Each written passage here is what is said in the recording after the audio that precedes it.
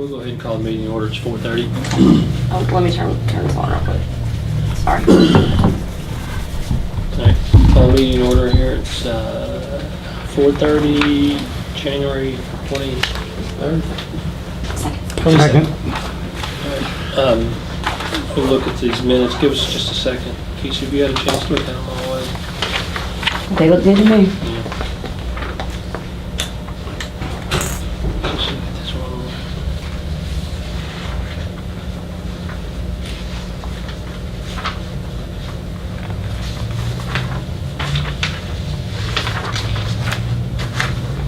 Okay. So, I guess we need approval on that, or do we? All in favor of the minutes? Yeah. Yep. I make a All right, motion take a to motion. approve the minutes. How about that? Second. All in favor? Aye. Good, all right, we'll move on here. Land disturbance permits, proposed fees. Jessica. Yes. The first page, kind of in your little packet, kind of looks like a lot of kind of bar graph and line graphs and so forth. And what this is an attempt to show is our overall costs versus how much revenue we receive from the permitting process. And if you look at this, you can kind of tell from the next block down, it gives you a total number of inspections per year. And we've kind of talked about this before, that each year the number of inspections just continues to go up. Well, we did over 650 inspections in 2017. And the only revenues we generate are $10, $50, and $100. So what I've tried to do in this packet is just kind of give you an idea of what our actual expenses are. If you go to like page 3, I spent a lot of time with Travis and Beth and folks kind of going through and tallying, you know, how much time we really spend on a permit of what kind of type permit it is. So I've broken out administrative fees for these 4 different classes of permits. One being just someone, you know, widening their entrance, doing some work in their right of way, ditch, repairing their sidewalk, and maybe doing a little bit of just minor improvement. No real major construction, but just doing some work in their right of way. Maybe they're even adding a second driveway or something if they have a large lot.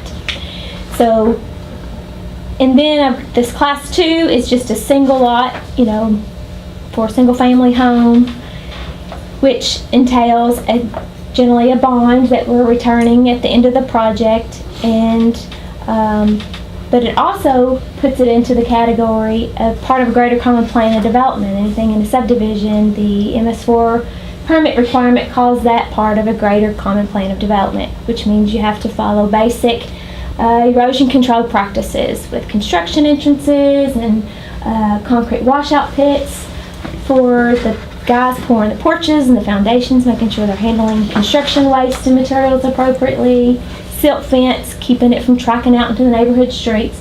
So all those things that are required as a result of our MS4 stormwater discharge permit that we have with the Division of Water. On average, each single family home, we are going out there and inspecting those 9 times, basically. Every month we're out there inspecting, provided there's no issues. So if it takes 9 months to build a house, we're out there nine times. If it takes a year and a half to build a house, we're out there 18 times. So it's directly proportionate to how long it takes the project to close up. And if you think about that, also in this packet, I've kind of tabulated, you know, how much time it takes to do a permit. And just to give you just a brief idea of what this looks like, this is our GeoSync Go program, where we enter all of our land disturbance permits into this program. So every triangle is a single family home lot type thing, so you can see, you know, the different neighborhoods. There's Miller Springs out there, Beach Fork Estates, Cottage Grove. So you can kind of tell where some of the building's been going. And then all of the red circles are commercial lots or industrial sites. So, for example, if I were to pick, a lot, oh my gosh, you're right, this mouse is strange. It gives us a point on the map, and can click on here, and if this works right, it'll show me how many inspections we've made on this site. So you can tell that this permit was pulled back in May. We've been there every month, minus October, and did inspections. And you can see we can pull up each photo. So it's not, I'm having to do these one at a time, but it gives you an idea. Each time we're there, we're taking pictures of all directions of the site. We're giving so look, we're taking a look at the ditch, making sure the right-of-way is put back in order, inspecting everything. There's a whole report over here on the side. It's got to think about it. But it's telling us what the weather is. All these things are part of our permit requirements. So if it's compliant, if it needs sidewalks, we can even print out the report and email that to the builders.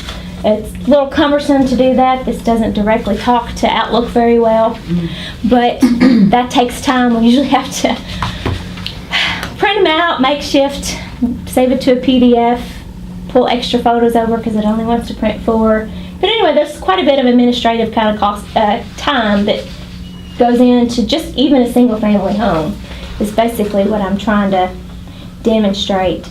And the bigger the lot, the more, say there's detention basins and so forth. Obviously, if we look at a site like Thai Summit, for instance, a big industrial site, there's going to be a whole lot more. So what I tried to show on this page 3 is just what our overall inspection fees look like based on how long we're there. We've tried to break it out on size of site. The bigger the site, obviously, the longer it takes us to walk that project and follow up with that. So you can see we've been there since 2016 going to that project. And there might be 30 photos, to walk around a site that big. So how much money have they spent to this point? $100. That's $100. Yes, $100. So what I also showed, like in 1990 when our stormwater ordinance was passed, all they called it entrance and drainage permit at that point in time, was $50. That's what the fee was. In 2006, we amended our fees a little bit and said, okay, a driveway expansion or something, that's $10. A single family home up to, I think it's 2,000 square feet or 5,000 square feet is $50. Anything over that is $100. And then you have a bond. You get all your money back from your bond, when the project's done. So all we're really getting, and again, that's the same fees we have today. So from 1990 to now, they really haven't changed at all. And yet our level of responsibility that the city has to implement our program is much more costly than that. So I've even broken down, we don't have any review fees for plan review either.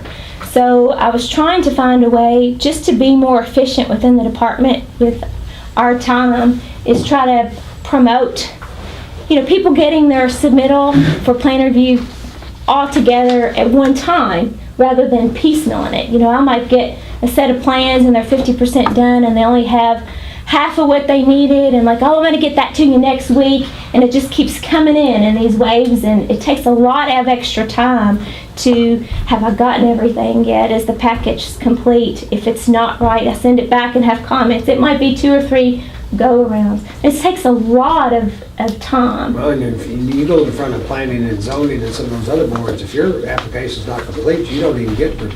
You just get it right back to you. Right, they just hold it until then. Right. So this piecemealing is problematic. It's problematic. And again, also with just, maintenance agreements and drainage easements and checklists and SWIP plans and all the different things that we have. Plus, where I'm reviewing for making sure fire protection items within the hydrant spacings are appropriate and there's a fire vault. Checking for a water meter, water and utility services. If it's a subdivision, I'm checking for streets. There's all these things that are falling under our purview, which is helpful if you're a developer because it's kind of a one-stop shop. But we really need to generate some fee schedules that will help reimburse the department for all of the time that we're spending on those things. So that's kind of why I've proposed that. Is there a reason why we do not ask for all of that up front, or is it because they can't provide it at the time? We do, but again, some of it's like, I need this as fast as I can. I really need to break ground next week, and here's what I've got, and so I get it this way. So I'm like, well, I really need the rest of it, and I've gotten to the point where I'm not going to look at it until I have everything. And then I get calls, well, what else do you need? What else do you need? Even though I have checklists, I have everything lined out of what needs to be done. I'm trying to get people in the right habits. And again, some folks are really good about knowing what needs to happen and providing all of that. But other times it's a time thing. I don't have time. My architect's not going to get that to me for, my fire protection guy is still working on that, but I really want to A lot start. of times when you're dealing with these national chain type things, they're used to it. Yes, And they I always get get it. it to you. I always get it all. Sometimes a local contractor that doesn't do this every day, like on a commercial project, they're the ones that don't have it all together. Right. You get the out-of-town guys that are building Captain D's all over the country, they understand this and it happens. So are you handling all that personally now, or didn't Josh Kamick do some of that for you before, or not? Chris, between myself and David Evans and Chris Lee and Beth and all the folks in the house, we're trying to help people when their permits are coming in. But when it comes to actual plan review, that's all me. And I use that Captain D's as an example. That wasn't a local contractor, but I'm just saying, somebody comes in from out of town, builds a Walmart, they know exactly what to expect. Right. The house people, that's a little different deal. That's a different deal too. When they apply, can you tell them then if you don't follow the checklist, then we just can't do anything with you because they're just too problematic? I do that to some degree. Here's everything you need. I But try to provide can we be templates. more firm on that? We absolutely can, but again, part of it becomes like your general contractors that have given a deadline that I have to get. They want to get ground broken and they are not patient, and so they're calling nonstop. So I've tried to get them, but again, that would save some time, but that's still not generating the revenue just to even implement that administration and review and inspections. So I think there's two things, and if I have a fee, that helps promote everybody getting their stuff in time. Because right now there's no real penalty other than I'll just move you to the back of the line. But so what? You're just gonna, when I get it to you next week, the rest of it, you're still getting it to me next week, and I'm still having to put this with that and that with this, and even though I'm maybe not looking at it but I still have to go through it to see what's missing. So that's kind of what I'm looking at. And I came up with these fees, like right now, in 2017, basically the revenue based on all the permits that we issued, we received $4,770. So that's how much money we made. It cost us somewhere in the range of around $74,800 and some dollars to implement all of this for what we did in 2017.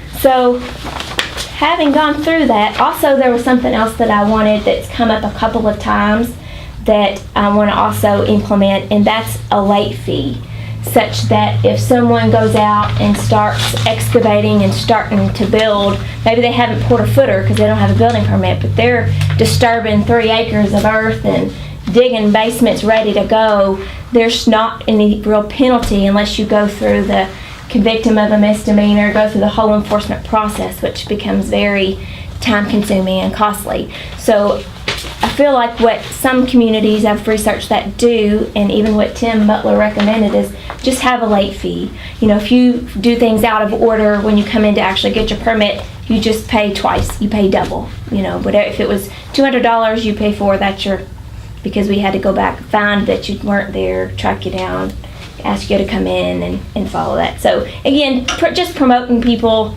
to follow the right steps without us spending a lot of money trying to track down what's going on without any real means of paying the community back. So where do we come in the process? Say if somebody wants to build a house, for example, they have to see Jan first, see you first. How do they know the process? They get a land disturbance permit prior to being issued a zoning compliance and building permit. So do they know that by going? Do they know that by going to the planning and zoning office? Is that how they know to do that? Yes, if they try to go there first, they direct them here. Okay. Yes. So we help each other out on what they need when. If somebody, you know, people call, you know, we try to provide any guidance when anybody calls.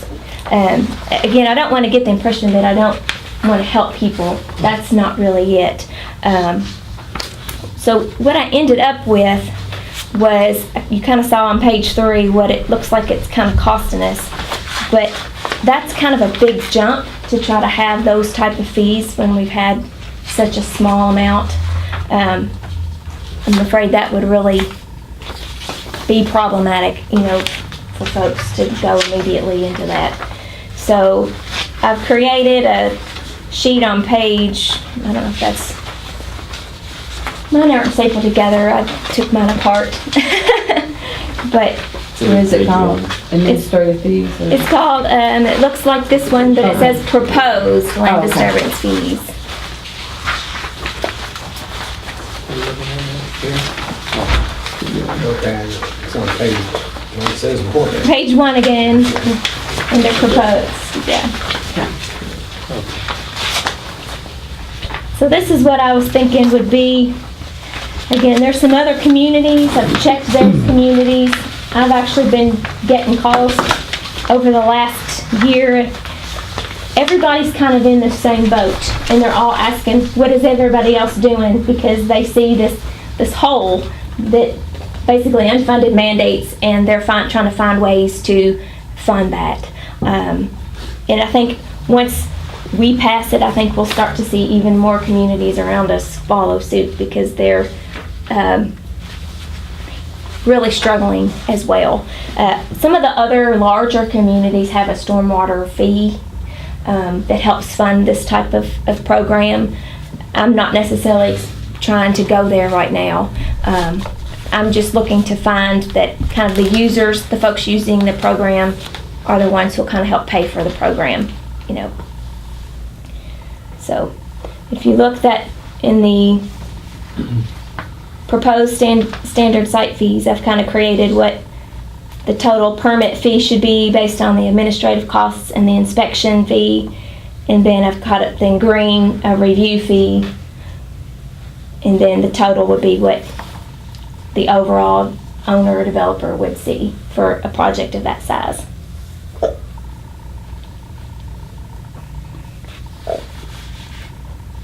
And if you compare that, the inspection fees, for instance, with what we had on the actual, we're getting covered at least half of our cost. But again, it was such a big jump, it was hard for me to, at least right away. Unless that's kind of, again, I'm here at the committee kind of asking for some feedback, you know, what direction do you guys want to go in? So you're actually, I mean, you're actually showing like a house would cost us $425, and we're going to charge $250 for the service.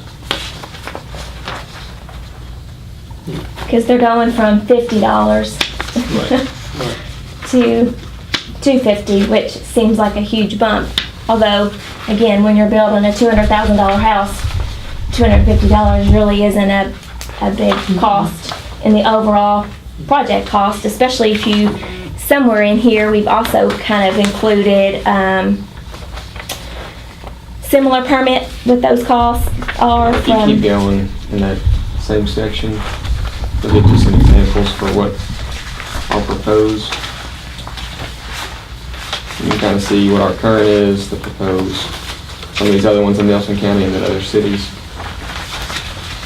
Yeah, page 5, kind of on the back sheet, there's a single-family home, 2,000 square feet with a detached garage.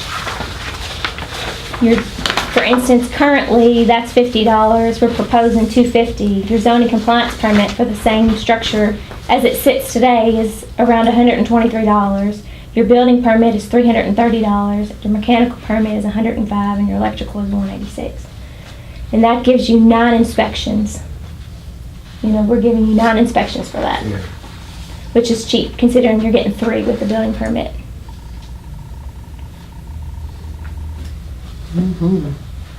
So, And didn't you say some of these other cities, part of the reason their fees are lower, that unlike us, the Planning and Zoning Commission handles some of the same things you're handling?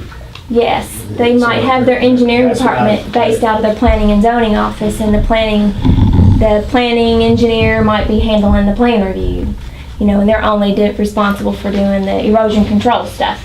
That's why you're seeing some of these other cities that are kind of low. Mhm. Those things are being handled by a different department. And it's really difficult to look at people's websites and find out what their overall fees are, you know, what the fee schedule is for. You know, people seem to have their building permits pretty easily able to find, but trying to figure out if their land disturbance permit was just their erosion control permit, if it was there's one group that had a different fee set up for clearing and grubbing, for actual land disturbance, erosion control. What was that other thing, David? Was it, or not, Travis? It was like clearing and grubbing, erosion control, and then there's 3 things all in one, and it ended up, it was actually Northern Kentucky, so they had the clearing, Oh, yeah. clearing, grubbing, and then erosion control, and it all added up to $1,000 Mm-hmm. is what theirs was. But a lot of these small communities, they're kind of almost like what we have right now, just a straight up $25, $50 fee, and from talking to them, they're kind of in the same boat. They're like, we're not Looking making at all any of money on this, this. yeah. They're saying they're looking at it, but as of right now, it's just kind of hard for them to make that jump.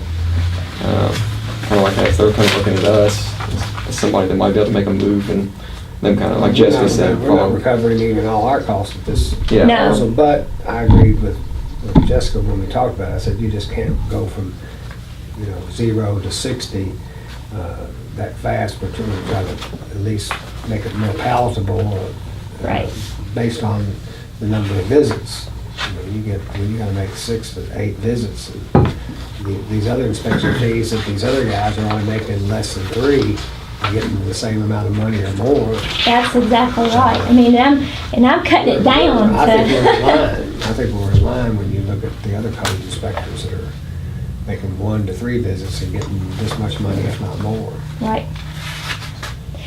And that's where the expenses are. I mean, the amount of, when we get audited, that's what they're looking for. That's what they're asking us. They're asking us if they even want to know, we'll be working on our annual report this coming probably in April. It's due on tax day, April 15th. We haven't got all of our tallies together, but this is part of it, actually. But they want to know how many deficiency letters and notices did you send out? Are you seeing improved compliance? How many notice of violations? They want to know what you're doing. They don't want to just see that your program, you've got it in your ordinance, it's on paper, but are you really doing anything with it? So, but to do something with it, it costs money to do it right. So just kind of off the cuff, have you had problems with people? Maybe you had to send letters out when they don't comply and all Oh, that? yeah. Yeah. We Is that send, mostly commercial, residential, both? Or it's both. both?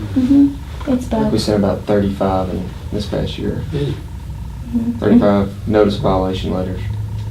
And that's not counting all the times that whenever we go on the site, if there's an issue, Chris will call them up, if they're not on site at that time, or if he'll try to find them if they're on the site and explain what he's seeing that's not compliant and that they need to get, they've got, next week or the next visit, it needs to get that corrected. So we're not sending letters the first time. Usually there's been a couple of, hey, we're showing you what's going on. But again, all that just, it takes time and money, and by the time you have to get the right photos and pull the right inspection, and maybe you pull the inspection before to show the trend and articulate the letter and get it out there, go back out 7 days later, now you've got an additional inspection on the list because there was something that was deficient and you're having to follow up. So it's hard to, we're just going out there a lot. And it's important, we're doing a much better job of keeping track of these visits and what's going on and so forth, because I'm sure most of you on the council, you've heard these, you've got people calling you now for things that happened 25 years ago where something was changed, by a builder or somebody else, and it's created a problem, but, our records going back to then, weren't that good. But now we've got these pictures you're talking about, and, It really does help. dated visits that they can chronicleize Yeah. what they found, so we'll be in a stronger position, and you protect the homeowners and adjoining property owners by having this information. Well, you absolutely do. So that if there's a neighbor that's complaining or, making a claim, or even the builder's like, oh, I did that. Well, look, you can go back each month and say, here's all of the photos, and we've taken a picture of the same spot for the last 6 months, and this is what it's looked like. It really puts them in a position to keep them more honest in situations where they've maybe had a couple of different contractors on the site, and that's the case sometimes too. You get different people, they start out on the job and then they can't come back to the job, so the owner gets a different guy to come out. So that's kind of what I was thinking, and I created a fee schedule for public infrastructure review, like so many cents per foot, just to kind of help compensate for a little bit of that. I haven't even gotten in to try to, Where's that? Page 9. yeah. Only one page there. Said public infrastructure review, right? Yes. Said it's near the bottom on page 9. In page 2, I think it's about the same thing. Yeah, we have it on both. So is this, what are you talking, what is this? That's for, in a sense, a subdivision of some type. So if there's a street to review, water infrastructure, extension, sewer mains, a pump station, anything that's going to be part of our utility or public infrastructure, there's another associated review fee that kind of compensates for that too. The other one kind of covers a site plan, stormwater, drainage, meeting those guidelines, SWIP We plan review. we weren't getting anything for those right at this point, right? We don't have a plat review fee, like when you do a plat review, we don't have that in our office. Now, planning and zoning has that when they're reviewing the plat, Right. but nothing for our review for utilities and streets and all of that stuff. So, And there's the same stuff applies there, we're going out making sure they're putting in the storm drains correctly, the street elevations are correct, the materials they're using are correct, the compaction's correct on the streets, et cetera. Ben makes a ton of visits on that, and we're not. it does. I haven't even tried to come up with a fee schedule for that at this point, whether or not we should, how to address that one too, because that's a whole, Well, but different what I'm quality. getting at though, besides what this is, there's even this. going on Absolutely. That we're not even there, but we're trying to make sure that they're building the stuff to our specs. So, right, there's a lot of time we're just not getting compensated for. And if we don't, we end up inheriting streets that fail or pump, and they need paving long before they should have, and so forth. So, yep. And that's coming up in the next, further down the agenda. I'm addressing that.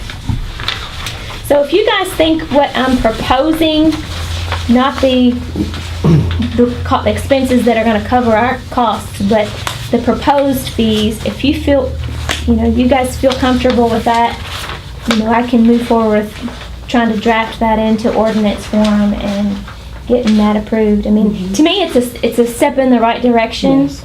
And again, I'm not trying to gouge people. I'm really just trying to get some of our expenses. If it down. costs us that, Jessica, it's not really right for the entire city to pay for somebody else's building expenses. That's so- what I think. You know, then that's kind of where the extra money's coming from. And a lot of this has been, again, mandated Right. to us without any way to be paid for, you know, the stormwater control and all that. It's been mandated for years, and we've just been subsidizing it. We have been. And there's probably some years earlier on when kind of development stymied to some degree, you know, during the recession where there weren't as many permits. You can kind of see the permit trend. You know, we've doubled the number of permits and building that's gone on in the last 4 years. So, I mean, there were a couple of years, we maybe only had 30 permits the whole year. So maybe they were very few of them were even commercial. So again, it didn't take as much time to implement, but the more you have going on and the amount of time it takes to go through all of these things, I just think that it makes sense to have the folks that are using that, you know, kind of help pay for that, just as they're doing in other departments within government, you know, for your other permitting processes. I think it's fair. You said since 1990. I mean, I think that's adequate and fair. All right. Yeah, I don't think that those fees are astronomical by any means. I don't. It felt a little big whenever I started out, but Nobody's gonna like that, no, that's for sure. that's why I reduced them. Make it somewhat palatable. And maybe in a year or two, we can look at it again and see if we've been able to get more efficient, if we've seen any more streamlining with the process, and maybe only have to have a slight raise to help compensate. How often do you, I'm sorry, Go ahead. how often do you feel like you guys should review this information? We probably ought to be looking at it annually, truthfully. Again, the rate at which we've had to try to keep up with what's going on, we were really never had as much time. We could feel it, you know, and I think this time last year in May, when we were looking at budget, I was like, wow, we are really had some numbers that were easier to pull because we had some better data going back. So we kind of started looking at it, but it's just been this, since I've had Travis on board, that I've been able to force myself to sit down and work on it and figure out exactly what we're spending. Because again, it's just been truly moving, trying to keep everybody moving, you know, keep construction going, keep everybody working. That's kind of what I've been. Well, I know probably within the last 3 years. I mean, you've been really busy then because we have been busy. Yes. So I just think it's fair. But what would be? I mean, is there any way that you would know what your like you want to start here right now with this number? But what would be the ideal number? Probably the ideal number at some point in time would be closer to the actual expenses, you know, getting us to where the program's covering itself. That would be where I would like to get. And we can start tracking too a little bit better how much time it's taken to do each plan review, how much time we're spending. It's just there's even some of those administrative costs that I calculated are including all of just the email and the phone conversations back and forth, all the communication, helping people know what they need to do, what questions, there's a lot of back and forth. I know some communities have a pre-application meeting with a fee associated with that pre-application where they're sitting down and going over everything on the application and everything in the review process, and there's a fee to get those people together and go over all of that. And again, I'm not really trying to get to that point, but I'm moving us a step, you know, a step in that direction. So we don't need to do any kind of voting or anything here? No, I just wanted feedback from you guys to see if which direction you wanted me to go with this, and if you wanted me to go ahead and move forward with getting the actual ordinance, you know, drafted in such a way that we would implement these kinds of fees. Or even if I tried to reference a policy that gave us flexibility to change as, you know, industry or, each year looking at it, you know, kind of as an expense.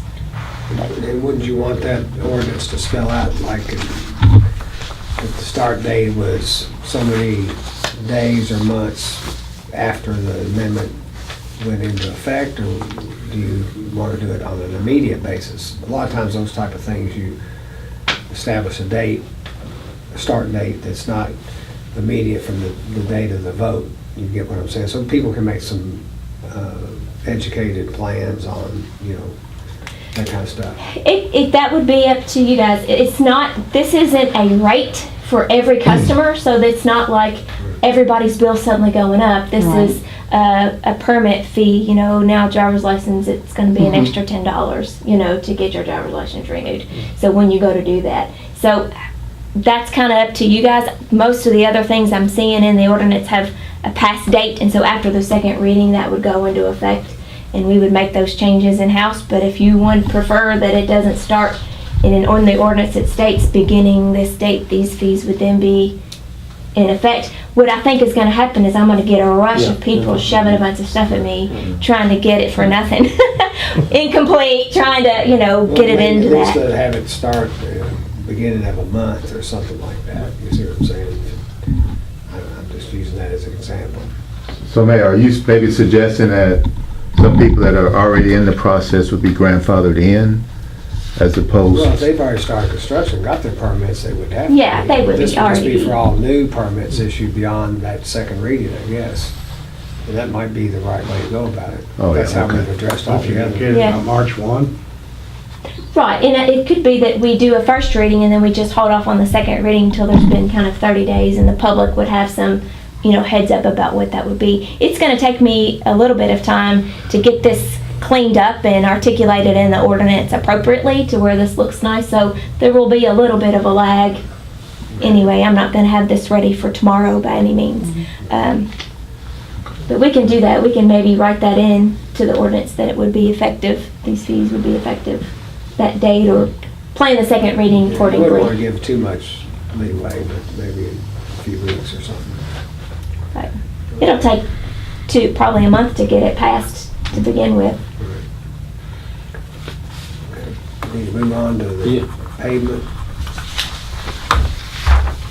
design standards. What happened to this thing? Did it die? It should be. It said it was charged. Can you hit the power button? What did that say?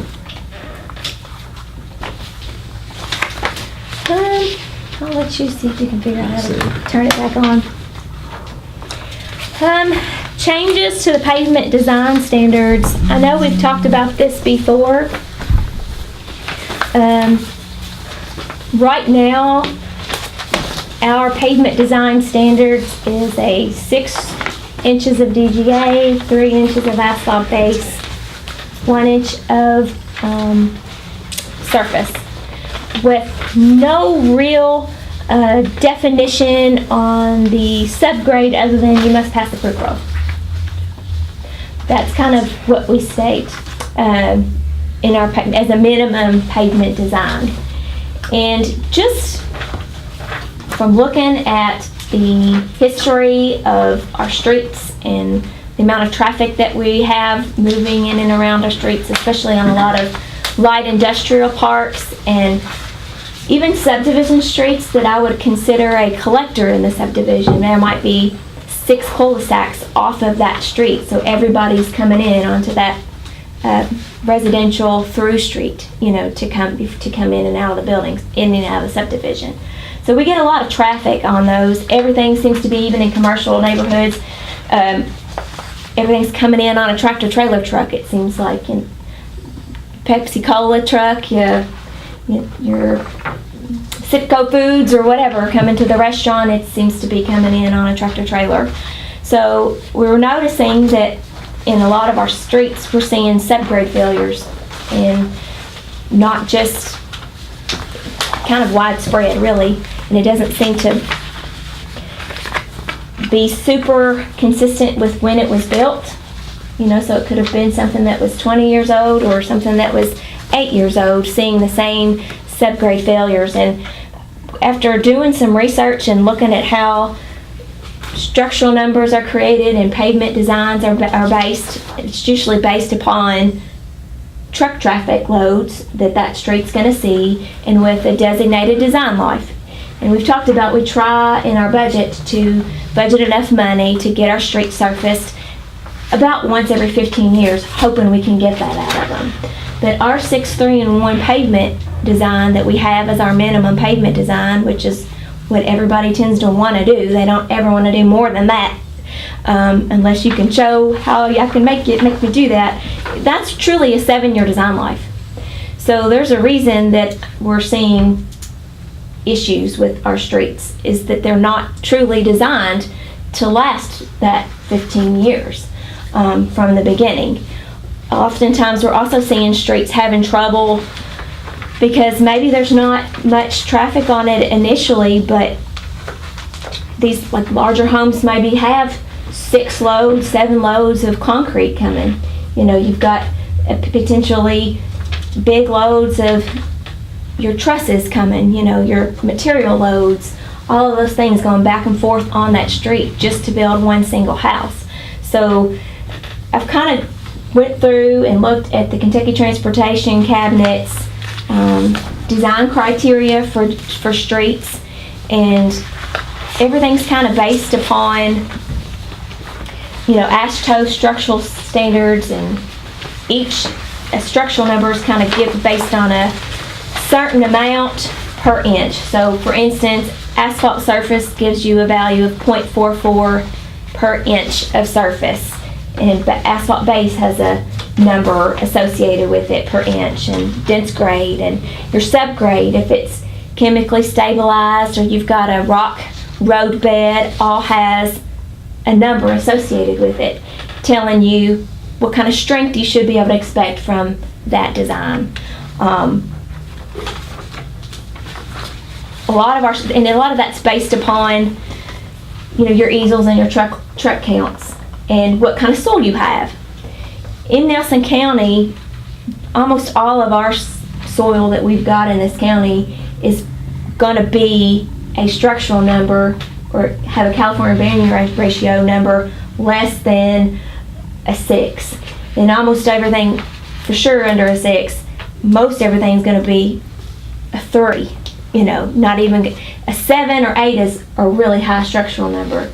A 7, you could, if you had a structural number or bearing ratio of a soil that was a 7, for instance, then a 631 would probably hold up really well, because that's telling you that subgrade material is really strong and it's stable and it's good. It's a good foundation to put your road. But most of our soils aren't a 7. And we're trying to build them in dry weather and hope that the proof roll during that time it's dry is going to give you a good proof roll. But as soon as it gets wet, you may not have that. Or maybe it stayed too dry and it needed to be wet to get the optimum moisture, to get that structural base. So that's what we're finding. Even Pembroke soil, which is considered a really good soil that's common in Nelson County, it's not a structural number of a 6 or 7. It's closer to a 3 or a 4. So I've kind of heard this from multiple people that a lot of our good land in Nelson County has kind of been used up, all the really good soil for development and building streets. We've kind of put streets there already. So now the areas are going to be more challenging. We're going to be in areas where maybe there's more sinkholes present or the soil's not as good. Going to have to do a little bit more work.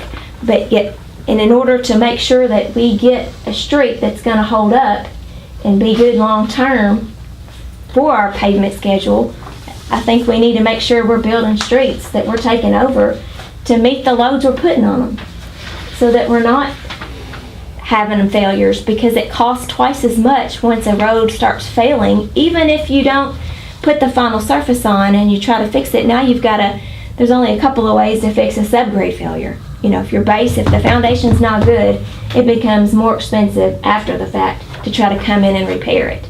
So that's what I was trying to look at it, creating a design and some standards that actually are engineered, you know, based on what the site has. So, for instance, you kind of see in your packet, there are pictures of Barton Road, for instance. You know, Barton Road, it's just a small, narrow city street, but it gets an incredible amount of traffic. There was a traffic count done on it. There were 1,178 vehicles in a 24-hour period, and 260 of those were trucks. So no wonder we were having structural problems with that road. We ended up digging it out. Ben and his public works crews did a really good job. They dug out the road where it was failing. They built up a number 2 kind of rock area, probably at least 15 inches thick. Put 6 inches of DGA on top of that, and they put a filter fabric between to keep that soil layer from kind of wicking up into the rock, and put their asphalt layers on. And that has a much stronger structural number, closer to like a 4.5 structural number than what was there previously. Again, a structural number for what all of our city streets, our 631 pavement design, is like a 2.48. Nicholasville, their structural numbers for all of their streets are 2.98. And then Lexington breaks it down based on their use. So a cul-de-sac would be at 2.9, just a cul-de-sac street.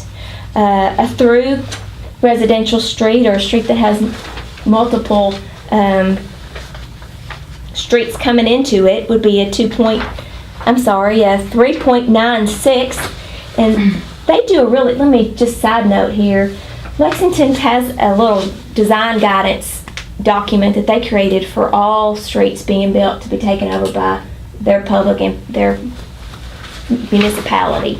They were experiencing, I'm not sure exactly when this was passed, similar problems. A lot of their streets, they were growing, they weren't holding up, they were having to spend a ton of taxpayer money going in and fixing and repairing roads. So they said, you know what, we are going to start having these designs hold up and be designed to last 20 years. And they had, they counted a residential street, they have equivalent easels, is what they call it, but it's basically counting how many trucks are going to come on that road over the course of the life of the street. And they're counting the weekly garbage truck, the school buses, they're counting up the construction traffic, delivering and building a home if you're driving on it, if it's not a cul-de-sac street. So they're adding all of that together and coming up with a number. This street needs to be able to hold up to this amount of traffic. And that's how they set these numbers. Same thing with commercial. They said the structural number of that road really needs to be a 4.1 in a commercial development. And I think they had a 4.1 in industrial too. But if you notice, some of the other communities, even E-Town has a staired or stepped structural number in their design. Oldham County, they don't have much, they don't really change it, but they have a 3.3. It's still a stronger pavement section. Even Hart County has a staired approach, increased structural number based on the use and the type of the road. So that's kind of what I'm wanting to get us to, is having a road that's designed versus the minimum is always it. We're having light industrial parks, for instance. I mean, anything it can be in a light industrial park. It could be many storage warehouses, it could be a church, it could be a steel fabricator. It could be Armag, it could be the Kentucky Gun Company. It could be all kinds of. Our light industrial is so broad that you could have all kinds of different loads on that street. So are you talking about then having the developer have to have that engineered as part of his submittal? Yes, yes, having the developer actually research and have like a geotech determine what the bearing ratio of the soil is that they have that they're building, and then designing that street based on the use of that development. And would you be at the mercy of that? And what happens if you don't agree? And they're gonna say, well, you know, my engineer designed this, and If they're a professional engineer and they've got a stamp off, then it's their license. but you've So, got that code they have to minimize, at least get to that 3.25 or right, whatever. there's a it's at. structural number, and Right. there's variability. So if you've got better soil, you can reduce your So you'll be able to stone. use that back in, Yeah. basically to say, well, you're meeting that standard. Exactly. Okay. And there's a whole, online, the Kentucky Transportation Center, or, hold on, KYTC guidance document, there's even a portal almost that you can type in all of your parameters and it will spit out your structural design number and your pavement design based on what number you need, on your design life and your easels, and it kind of does that for you. We played around with it a lot this last week and came up with some different options. So that's kind of what, And that's how these other cities are making sure they're compliant, meeting. right. So we're obviously, we've had some failures or things that are costing us money. Oh, yeah. Yeah. And some, happened, we annexed streets that were out in the county to begin with, and, so we're not blaming anybody Right. particularly. Right. But I think where we're going now is we want to ensure that going forward, we don't inherit the problem or create the problem from the get-go, that we only have a 7-year street before we're blacktopping it. And that's exactly right. Right. And it's easy, it's just one size doesn't always fit all. And the county's experiencing it, in some of these outer subdivisions, because to Jessica's point about the type of soils and, you run it, you run that roll on a certain section of it, but you don't have somebody like Ben sitting there watching every linear foot get, tested. Well, they're proof rolling on Yeah. in the best conditions, Yeah. when the Sure. moisture's right. Once Hasn't the- rained in 3 weeks. Yeah, once the street's paved and once moisture gets underneath the street, it's most times not coming back out, 'cause so, Right. then it just causes your subgrade to fall apart. Mhm. And I've kind of put, in drafting up too, depending on what that pavement section is, the ditch line and/or if it's a curb and gutter with storm boxes, there needs to be a drainage system, like an under drain, a perf drain, a bleeder drain, whatever you want to call it, that drains that subgrade layer. So 6 inches below the bottom of the ditch needs to be 6 inches below the bottom of that rock layer in the street. So if you've got 9 inches of DGA, your ditch needs to make sure it's at least 6 inches below the bottom of that DGA layer, so that can provide a rock bleeder out to the ditch to drain the subgrade, so that your roadbed stays nice and dry. We've kind of run into that too, where you can dig it out, but if you don't create a bleeder and allow a place for that water to go, it's still just going to sit there. You've got to give that street the opportunity to perform. Water's got to be able to get out of there.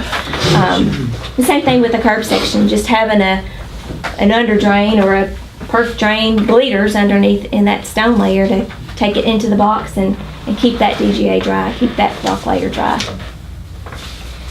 But sometimes that's what we find when we go into when he goes in to cut out a bad section, it's subgrade's just wet. Just sitting in there, so. So you kind of broke it down to approximately cost more per lot by going to this better standards, or That's what it's gonna cost you. That That's was what it's gonna, more. your average cost is gonna be that much more per Right. lot. Per lot.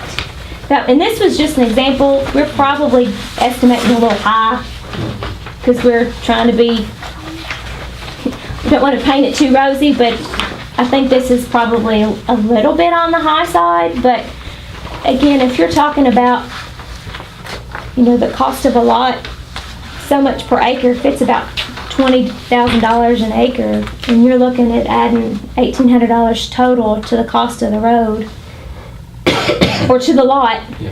that's not astronomical when you're looking at a street. There's some neighborhoods out there right now, brand new, beautiful houses, and the road is just falling apart. I mean, it looks awful. So, There's nothing more irritating than a homeowner too, wanting to call you and get on you about their road because it's failing. They won't let up either. As you And know. then the developer, the proof roll has been done, and they said, it's accepted, and blah, blah, blah, but then you have a massive failure, and it's on the city at that point. right. And right now, we have it in the guidelines that we don't take it over until it's 50% developed, that's built out. But the dilemma still is if you still only have the minimum section, then you're in the uncomfortable position, you've got enough money to pay for a resurface, that's what we're holding, but that may not be enough money if the whole road's completely failing. And then you have to try to work with that person and get them to actually fix it, when it really would have cost a fraction of that to just beef it up more up front. It always costs more to redo it than it does to do it right the first time. And then you're looking at a good, just gonna hold up. Are you sort of, with your research, I haven't studied these real close, but are you finding that a lot of our surrounding cities and counties have higher standards than we do already? Yes, Like everybody Hardin, has Shelby, something higher than us. Linhart. That's what I'm sort of seeing here. Yes. Right now, we have the lowest structural number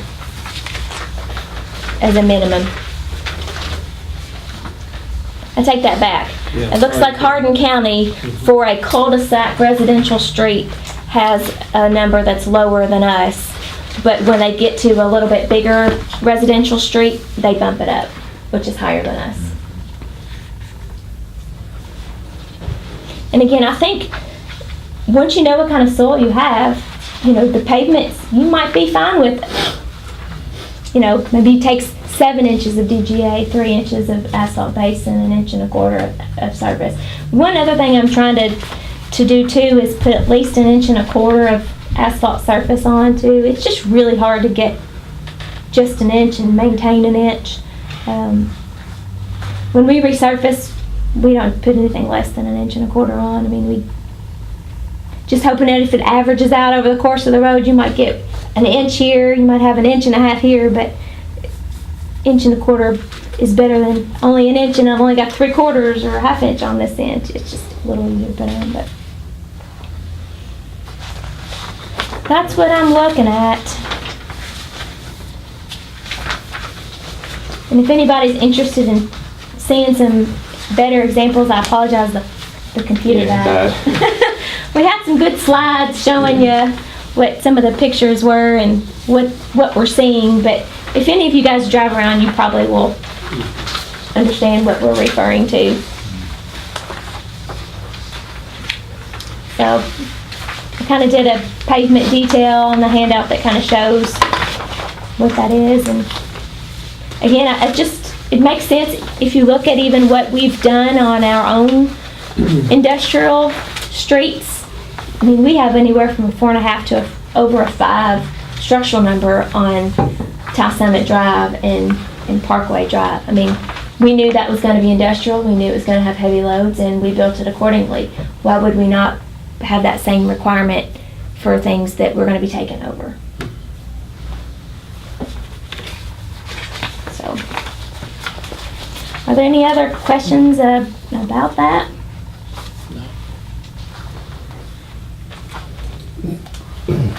Any other input or?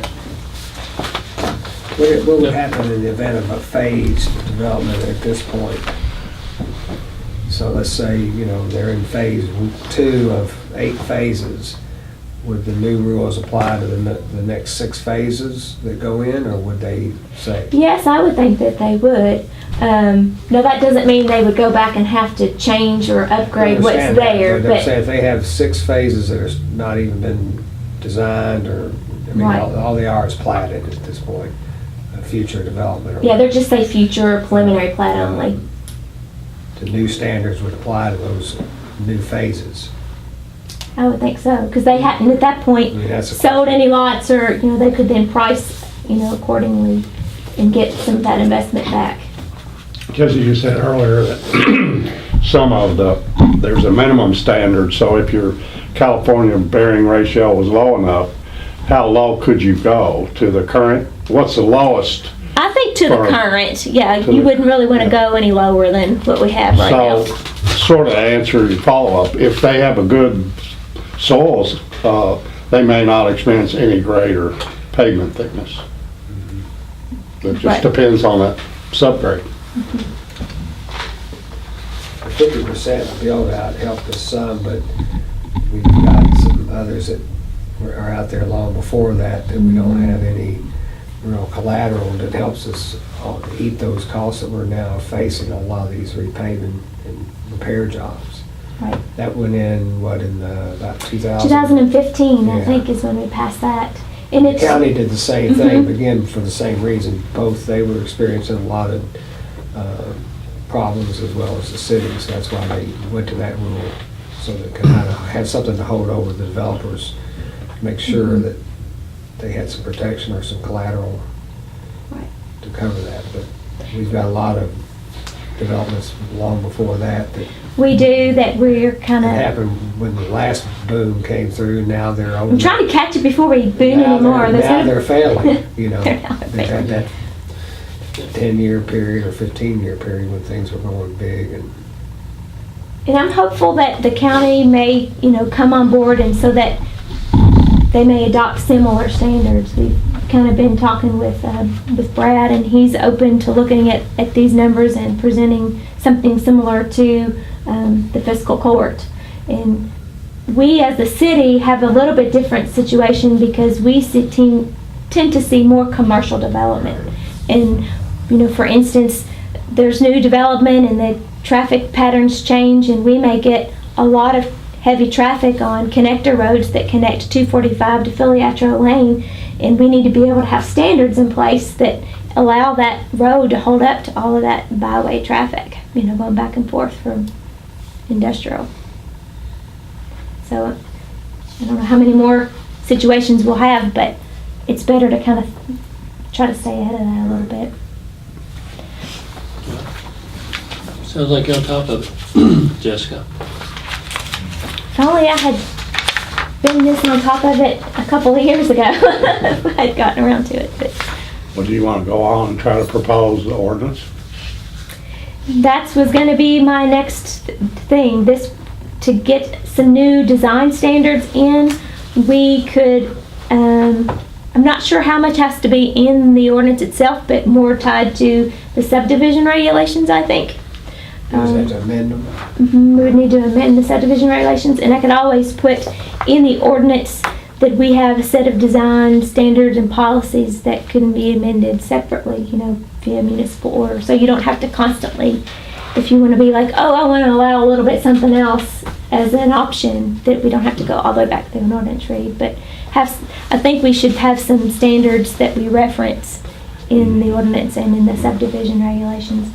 And the subdivision regs already kind of discuss this classification of a street, you know, what's considered a connector, what's considered a local street, what's a minor, rural, you know, kind of thing. But again, it just kind of makes some sense. I'll try to get those things amended in the right places, and trying to create a set of standards too, like better design, standard specs for anything that is being done in the city. So we're working on all utilities, and streets is one of them. But this was kind of a big thing. Before I got too far into that, I wanted to bring that to this group here, because it's a change. You know, it's definitely a change.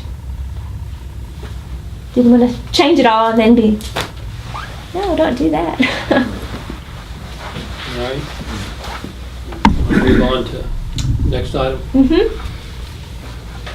Who's this? Street sweeping. Street sweeping. Street. Well, that's on there because of me mostly. And I just think that we, especially during the summer, and with our new kind of businesses downtown, with the bars and more food businesses and people walking around, that we're not doing a regular enough sweeping. How do you feel about that? Well, I mean, currently, what I try to do is sweep every Thursday. You know, that's before the weekend. I do it on Thursday in case we get rained out on Thursday. We'll do it Friday, but I mean, from where I stood, I thought it was plenty. I mean, we could sweep 5 days a week if we Yeah. wanted to. I mean, it's just more. I mean, I know cigarette butts are probably the biggest issue. And you don't have the merchants anymore that will come out and sweep their sidewalk. This is not the way it's done anymore. They don't do that. So it's left up to us to keep those curbs. And they get, they really get a lot of debris on the weekends. There's just no question about it. So then we're going Thursday to clean it, and then we're not going again until the following Thursday. So we got a whole week of in the city parking lot is, it's still, it's a whole lot better. There's no question about it. But on those good warm evenings and those good bar nights, it's rough. Is that done the same way, the city parking lot on the west side? That was the one that's the problem. Yeah. Mostly. Yeah, I mean, currently, Yeah. we just go down there every Monday morning and try to do a little walk. So you do that one on Monday. Yeah, we was talking about, we run the street sweeper on a Thursday. You know, Through to- there also. But then Well, We don't you require a can't street really- to be you can't clear really though, go. You have to walk that Yeah, way. you pretty much gotta walk the parking lots, cause there's, vehicles in there, so. That's Yeah. kind of hard too, because the street sweeper, you can't have cars on the parking, parked along the street in order to get it good. And then sometimes the gutters are such that the brushes it's not going to pick up everything. It kind of depends on what is the big concern. Is it trash and debris, or is it leaves and silt and butts in the gutter line? Because we're only getting in the street. That's not going to really Right. take care of any trash that's going to be on the sidewalks or in the alleys, or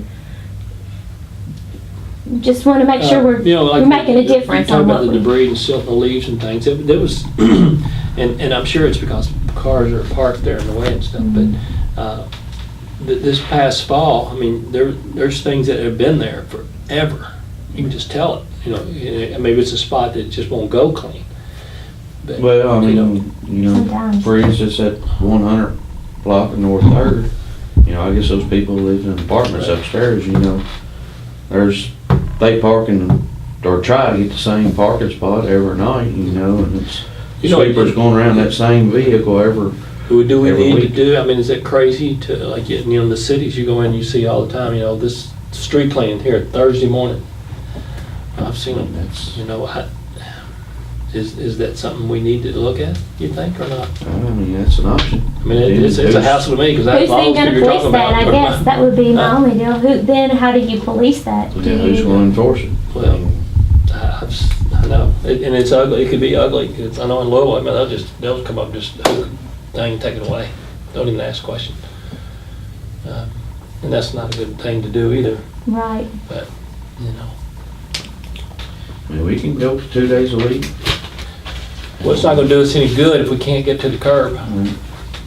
It's something, I know it sounds ridiculous, but somebody with a broom and a cart, is that crazy?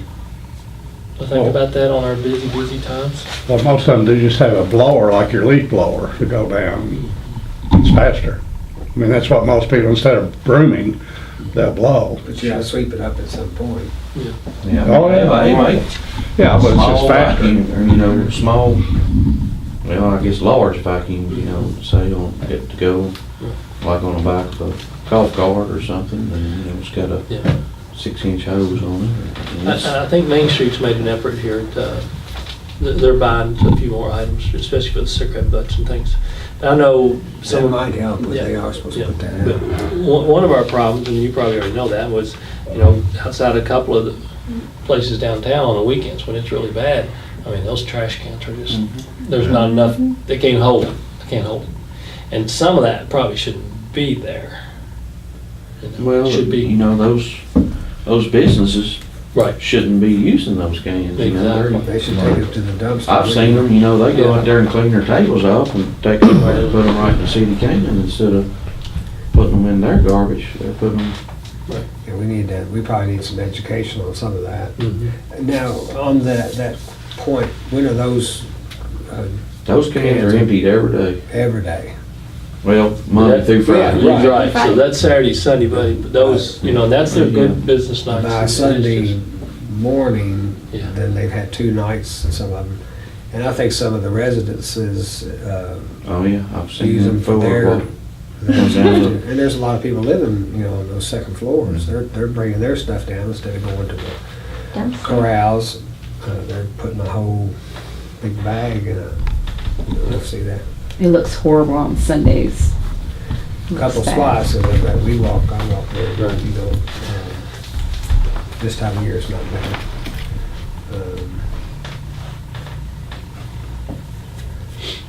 What should let Ben and I talk about if, you know, we can work in something with, you know, I don't know, Phillips and Paul possibly, and maybe we have a chance to hire some summer, you know, some of our summer help, our seasonal people can come up with some idea. And talk to some of the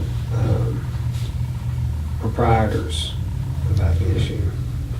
You know, it sounds ridiculous, but it seems like the streets, cars and all that are less vehicles on Sunday morning than any time if you walk down through there. It seems like it to me. That's, And that's when it really shows up, because Yeah. it's when. And there's no cars blocking your view of the cans. Exactly. That's right. But anyway, I appreciate that, and I'm just kind of pass along, you know, some of the Yes.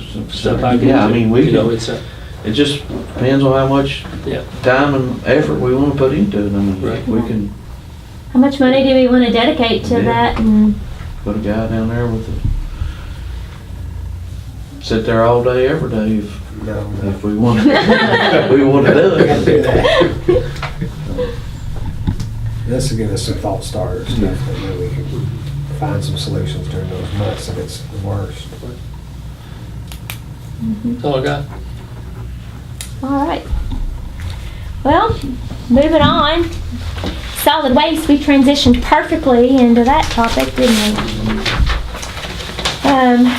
I've just proposed just a few minor tweaks to the solid waste ordinance. One thing that we constantly, I know Beth is dealing with a lot with just customers, trying to educate them about our solid waste policies and, you know, weight limits and can sizes and conditioning of the cans. And one thing that constantly comes up, and it's not super clear in the ordinance, is talking about loose material on the bottom of the can. You know, they didn't dump my can all the way. You know, there's all this material, and we're looking, and there's really nowhere in there that said no loose material, because to the caveat to that, it does say maximum can size, so that we can actually dump the can. But a lot of us folks have the bigger trash cans, the big Kirby's with the handle and the wheels that have the big lid, and those are okay to use, but the guys are not physically lifting those. So when you have those types of cans, everything needs to be bagged, so the guys just reach in there and throw the bags in the back of the truck.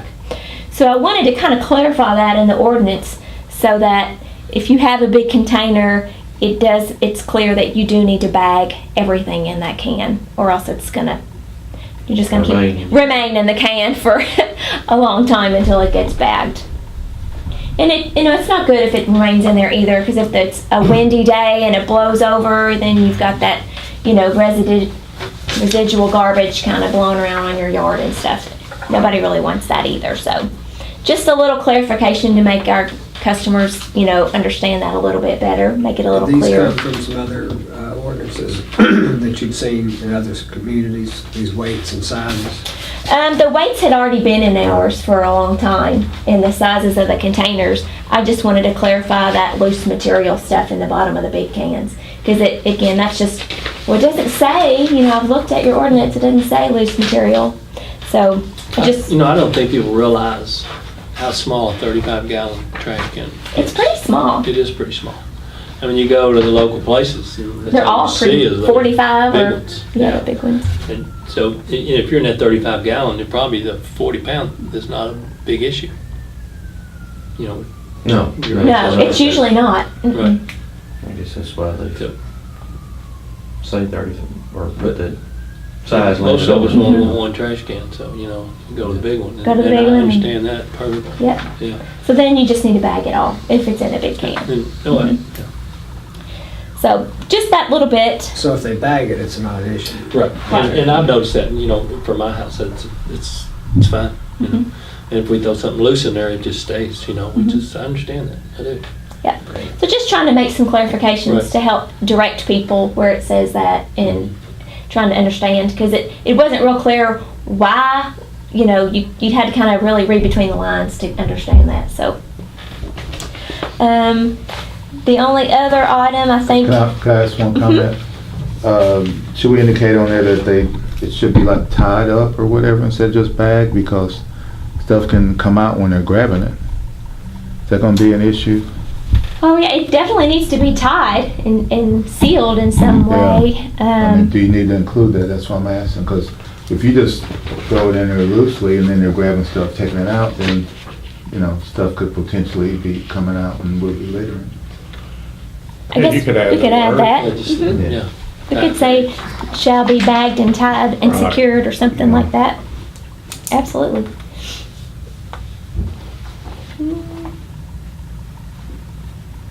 Must be bagged and tied. That's easy enough. Mhm. That's a good point. Because there are people that will try to get you on a technicality, I'm telling you, that's.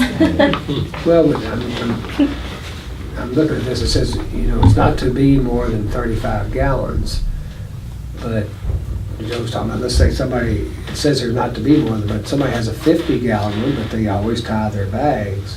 Then we don't bother with them, we don't mess with them, it's fine, Right. I yeah. don't know, is that message getting illustrated here or not? If you see what I'm saying. Yeah, I do. I kind of went back and forth whenever I read it because it says you can't have it more than 35 gallons, but I know everybody does. Everybody's in town Is almost Yeah. bigger than that, so, Well, it says containers that are larger than described above Okay. shall not will not exceed be that lifted weight. therefore, so.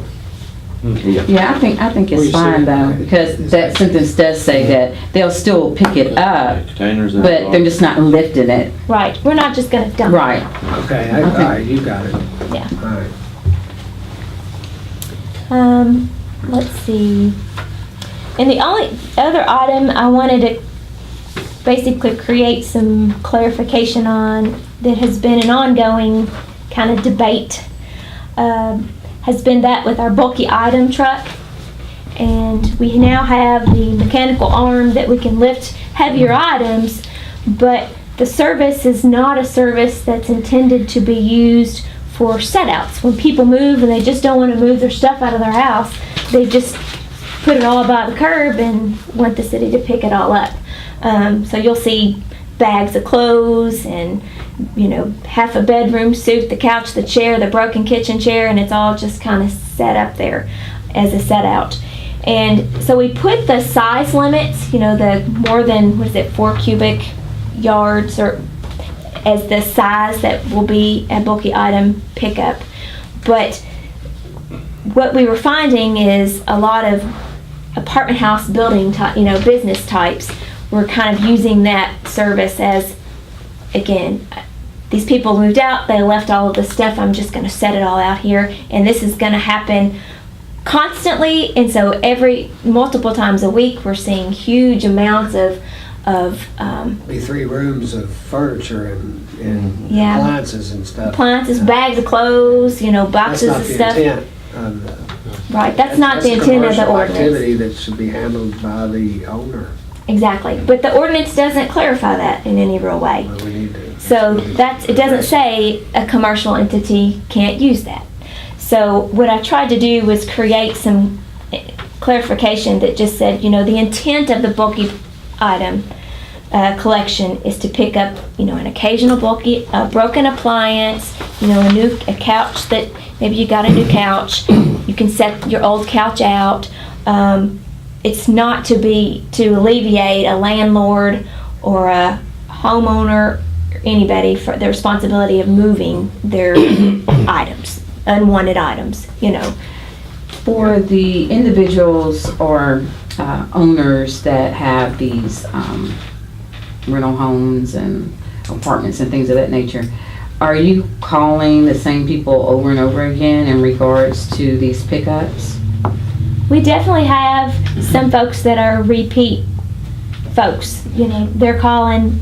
We look at our work order ticket and there might be 6 tickets for the same address in 1 year, and that's just the ones that were called in. And so I wanted to also make that clarification too, because if you say, well, it's just the size, well, I'm going to keep in my garage and I'm going to just set something out, the maximum amount for 3 weeks straight, and you'll eventually get it all. So I wanted to try to, again, make that clarification, because, again, it wasn't clear. We would try to find it in the ordinance with, apartment houses that were maybe had the wrong impression about that service. That's a good question, Keisha. Is this going to clarify that better?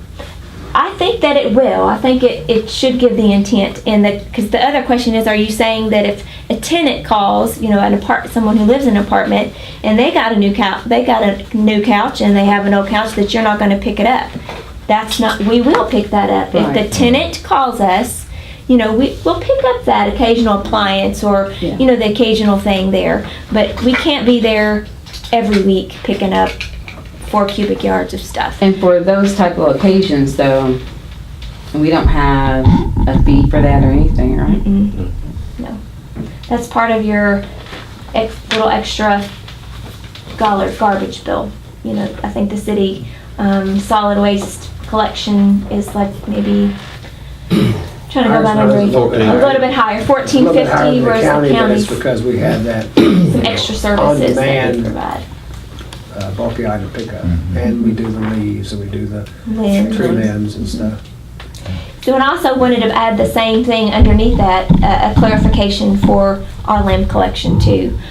It's not intended that even if the homeowner is cutting down a whole tree, that they can put the whole tree out there for us to just take away for, again, no fee. So that service was brought about to help folks out, to help keep their properties, neatly maintained. And after a storm, there were limbs down, you could put your limbs out, and we would take care of that for our residents here in the city. It was really not intended to be, you pay somebody to come trim all your trees in your front yard and stack them all up. And again, just dragging them out just to meet the minimum, and every week you get the same square, that's. Yeah, I've seen some, that's where Ben could send the single axle dump truck out and it wouldn't have collected all the. You wouldn't have got it all. The individuals supposedly just Yeah, did clean up their backyard.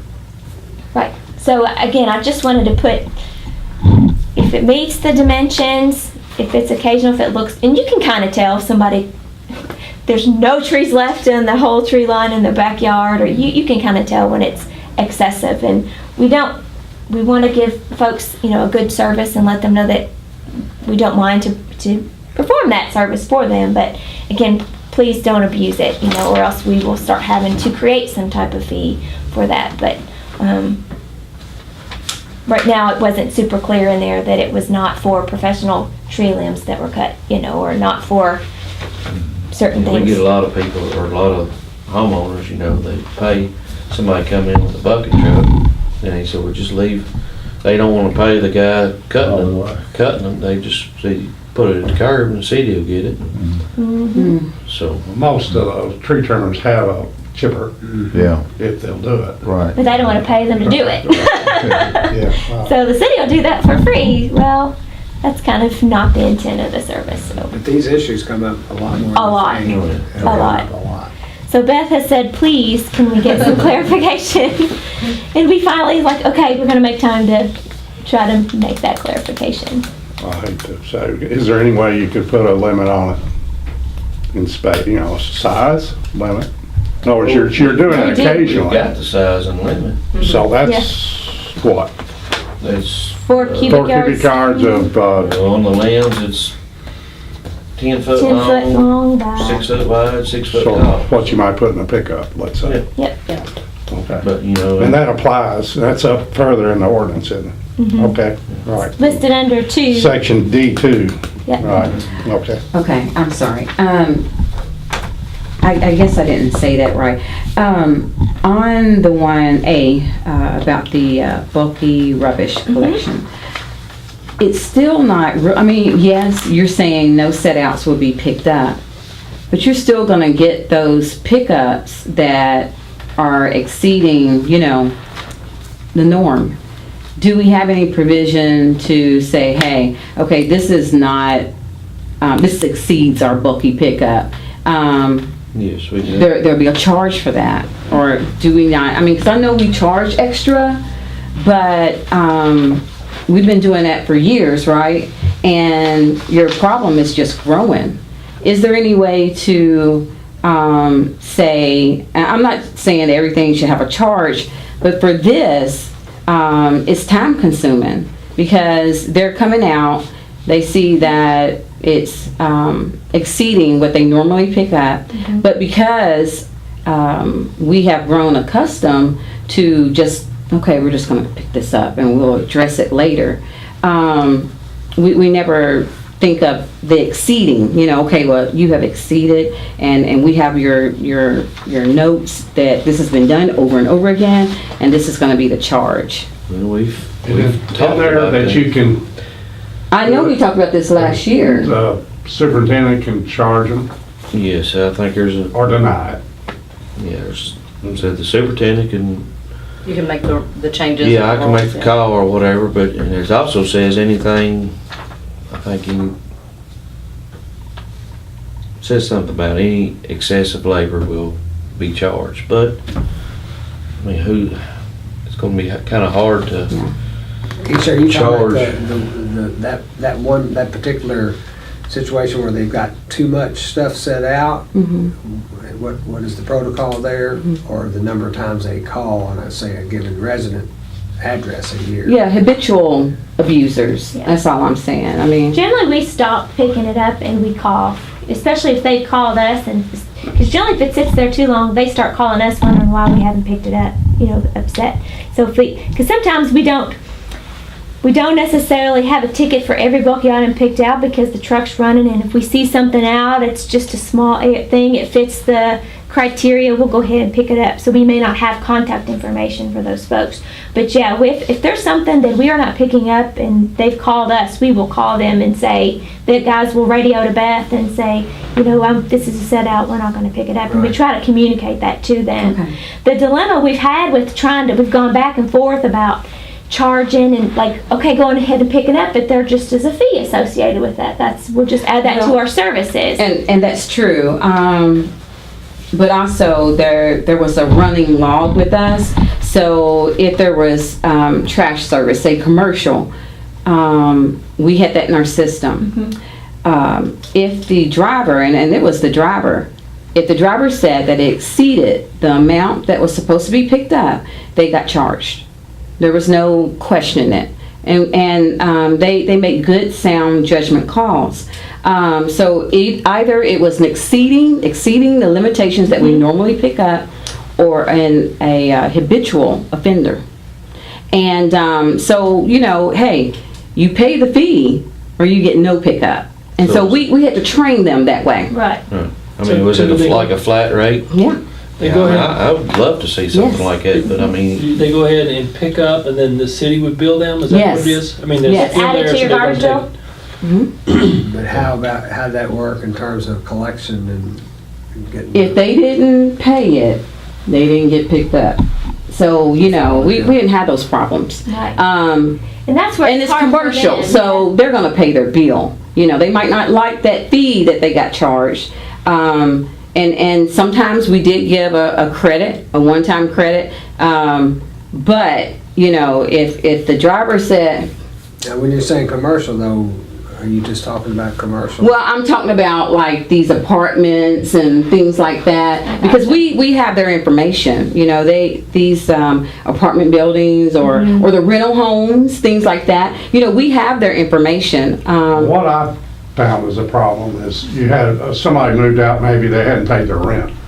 And so the landlord goes and cleans the place out and puts it out in the yard. And so, and He's expect us to responsible. pick it up. Yeah. He's So, responsible. so that's what we mean by set out. Right. Well, I think something else that may be problematic, let's say I want to get rid of a couch, and I know where an apartment building is. I get a friend and we can go there and unload the couch and put it in front of that apartment. Yep. And so then we're gonna force that landlord to pay for that when it wasn't even one of their, I mean, it shouldn't be. Well, that's that. kind of why we've Well, we've not wanted to go to that fee, because, Because you know, if for we start residents- charging them, they're gonna take it I'm gonna put it in For front of my example. neighbor's house and let them add it to his bill. up and down Old Bloomfield Pike or somewhere like that, you know? So that's kind of why we've, We've debated, like, how do I know if it's in between two houses, which house do I add it to the bill? You know, can you tell whose it is? It gets a little bit So harder. that was used really strictly for more of apartment complexes and that kind of Yeah. stuff.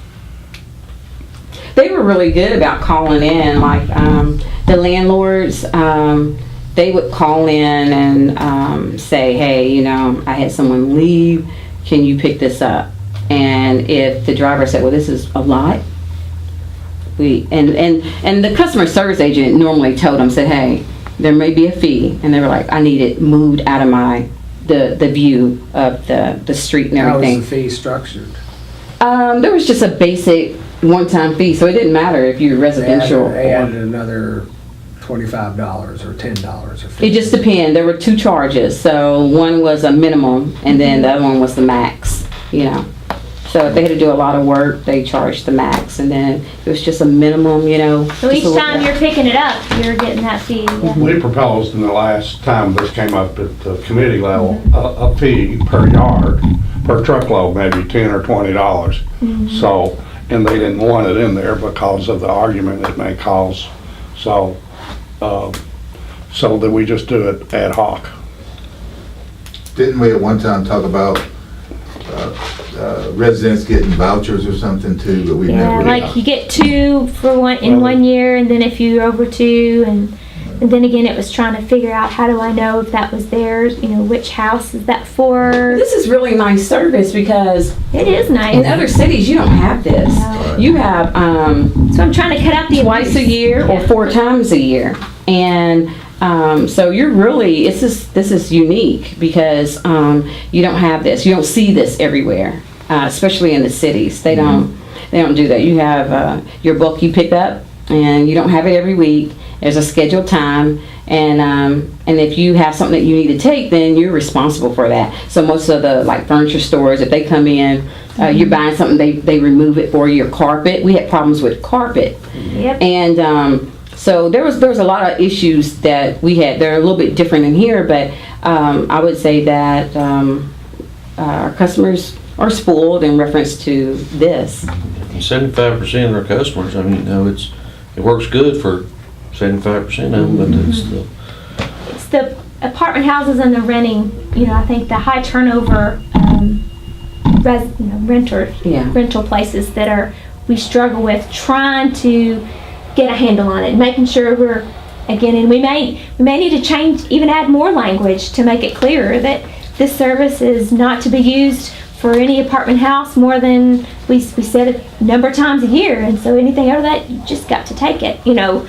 I don't know, we're always struggling on how to either say, we either don't pick it up for if you're a business, or only if it's your resident that calls and it's within the size amount, but we are not picking up just to know that you don't have to relieve you of that responsibility of taking. Keisha, could you maybe get a copy of how those fee structures number for those commercial properties? I'll try to do that. If you would, get it back to Mhm. to Yeah, us, get it and back let's to us, take a that'd be look at great. it. It might be where we can put some wording in, and it's applicable to commercial accounts, which is either Mm-hmm. apartment buildings and/or rental property or something. 'Cause you don't have to be abusers with the residences very often.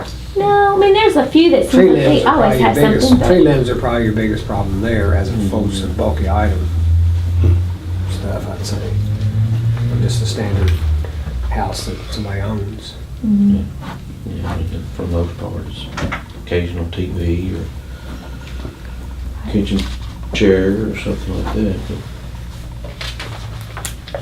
But Jessica, can I get you to back up a second here? Sure. This area that we deleted, you didn't have any discussion there? What, recyclables? Yes, I wanted to just, Well, the question I have for you is, what's, per the city, what's our definition for recyclable? Because as I think in terms of the Guthrie Opportunity Center, plastic, cardboard, and so if you say recyclable, that could be aluminum, could be, I'm just thinking, because if you go to landfill, you know, they have a designated place where that goes. And so, do we need to be specific here and then put cardboard, whatever items are collected at the Guthrie Opportunity Center? you know, I wanted to kind of keep it somewhat vague so that you could Okay. contact the Guthrie Opportunity Center and find out what they do in case Okay. the services change. Because I don't know if they Okay. wanted to start picking up something, but maybe I could add that too. You contact the Guthrie Opportunity Center for a list of collectible items, perhaps. All right, I'm just, okay. Are you saying you want a more clear definition of what? That's what I was thinking. recyclables What they will are? take. Yes, now, on our rules and regulations, we've got all that, you know, Okay. and it's not necessarily spelled out in this ordinance, but in our rules and regulation okay. pamphlet we Or got. maybe we need that, I It hadn't does. checked to see if Hannah's got that included, you know, like the number On the 2 website. plastics and all that, but we could probably do something on our website. I think it's on there. Okay. Because when I go there, they tell me they take a number 1 and a number 2, and they take the cardboard. They don't take paper, do they? Yeah. Newspaper. Yeah, they So do. I didn't know that. The plastics is kind of confusing because Yeah. people think all plastics are, and then Right. there's, you know, I don't know if a plastic garment cover is or not. Some people say yes they do, and other people say no they don't. And what they accept, and then we send it out. Can you check on Just that? No, but what they're- each what- time that means we have to amend the ordinance though, each time they I'm change. just right, it's such that you, the recyclables as they define it, Yeah. and then you can, Let's get it on our website put, at least. and then publish that as it changes, if it changes. Are collected at the Guthrie Opportunity Center as defined, or contact them for specifics or Something like something. that. So are we eliminating the parking lot on West Flaget and that other one for cardboard? Well, we're kind of, for public, you know, we're kind of, but they're down there for the, you know, that 100 block. The business. Business. Store owners owners. and businesses, that's really what They stay so full, you know, if we All right, kind of tell the public that, really the public going out to the okay. Guthrie to drop them.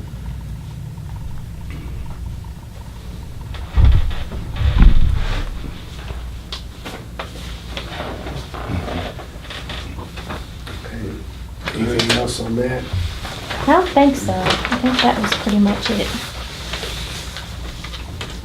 Always trying to clarify. Your front load truck? Yep, I'll let Ben talk about that. Yeah, I mean, our the front load truck we got now, you know, in September, it'll be 3 years old. And, you know, we've been very fortunate, no breakdowns longer than a few hours, you know. It's been nothing major, but, I mean, the truck is getting to the age where it's due. So, I mean, I don't know if we want to go ahead and spend the money to buy a new truck and save the current one for a spare, or just keep on. Have you gotten about every place that can use a front-loaded one? That way now you don't have, I know you still have some Yes, places you just can't physically impossible to get a truck in, that you have to roll them out Yeah. and do it that way. With our current customers, I mean, the routes are, rear loads, they're, right at 8 hours a day, and my front load's right at 8 hours a day, so we're running pretty smooth the way they are now, Well, I guess what I'm asking, you phased in about every place that Yes. you could get a front loader where it's practical and that truck could get to it. Yes. There's some that are just physically in places that there's no way to get to them except unless you roll them out. And Right. And all of our new customers, new businesses, we're kind of pushing them to, that comes through the design too, yeah. the DRB. So we're kind of pushing them to go to the front load, so. But, there's places that rent these front loads, they're $7,000 to $8,000 a month. If something happens that ours breaks down, we can rent one if there's one available, so. What's the life of your rear loads typically?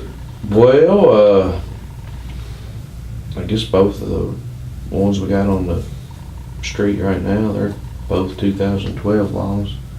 And our spares are, one's a 7 and one's a 09, so. I would say the thing I guess you're gonna do is get us some budget numbers for consideration. Do we, I know we charge so much per household, but does any portion of that go toward replenishing this kind of thing? Like we set aside $2 or whatever for a new truck when it's needed, and we don't do that kind of thing? No, we don't have an escrow account, if that's what you're talking about. I guess where you're- kind of. I don't know that we have a equipment replacement fund in the garbage department. I have to look at that more clearly. There's a fund for trucks in it, and you pay back over time that Able started or something. Well, that was So a like on the fund. fire truck years ago. Well, we did the same with other Yeah, we big might have ticket done a garbage items truck that way before. to soften that blow. That could be a possibility. So they would factor that in the budget, and then over a period of 4 or 5 years, They you might have amortized enough it over money. 5 years rather than having it hit Okay. that budget over a 1 year, number. Let's say it was $150,000 truck. The city more or less has money they can loan to that department, that it'd be amortized over Okay. 5 years as opposed to 1. Okay. That's a possibility. A truck like that was what, 500? 230, 240. The current one we bought, we got now is 226. So, I don't know, I'd say they surely didn't get cheaper, so. So those things are like a 5-year deal probably for life. It saves a bunch of money because of the extra help, you just have a driver. Right.